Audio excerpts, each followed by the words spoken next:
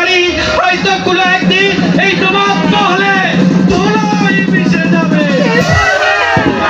এখানে কিছুতেই নীরবে দাঁড়িয়ে থাকবো না।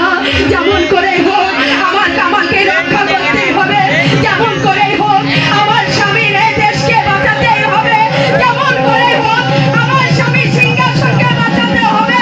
দরকার পড়লে আমি আমার জীবন দিয়ে হত্যা, তারপর বেগম হোসেনকে হত্যা, তারপর ওই সেনাপতি জাফর আলী খাঁর পথ হবে একবার পরিষ্কার।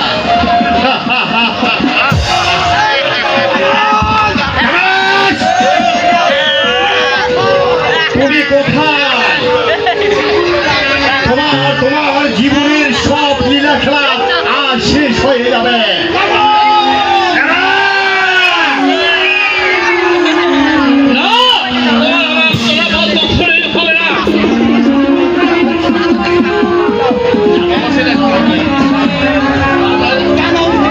কেন উজির সাহেব?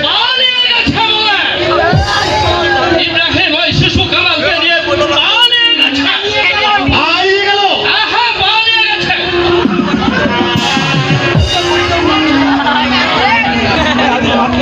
আমি যে ভাবতে পারছি না এতগুলো পাহারার সঙ্গে তারা কিভাবে এখান থেকে পালিয়ে চলে গেল। আমি তাই ভাবছি না পুরানি খান শত শত পাহাড় থাকা সত্ত্বেও ওরা এইখান থেকে কিভাবে পালিয়ে গেল। আমাদের বড় ভুল হয়ে গেছে পুরানি খান, আমাদের বড় ভুল হয়ে গেছে। ওই শিশু কামালকে হত্যা করার পূর্বে ওই বেঈমান ইব্রাহিমকে হত্যা করা আমাদের উচিত ছিল। হ্যাঁ, আমি তা দেখাবো। এই ব্যাপারে আপনি নিশ্চিন্তেই থাকুন। এই বেঈমান খুদেরকে ধরে নিয়ে এসে যেখানে ভাবে হোক আপনার পায়ের স্তরে তাদের আমি ছিন্ন বিচ্ছিন্ন করে ফেলে দেব। তাই করতে হবে জাফর খান, তাই করতে হবে।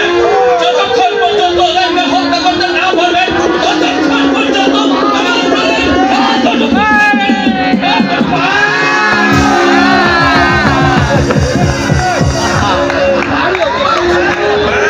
আমি ও সেই অপেক্ষায় আছি।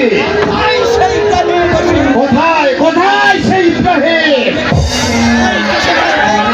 তুমি যেখান থেকে পারো আমি আমার জীবন দিয়ে তোমাকে আমি সেখান থেকেই নিয়ে আসবো। আর তোমাকে একদম করবো নির্মম ভাবে হত্যা,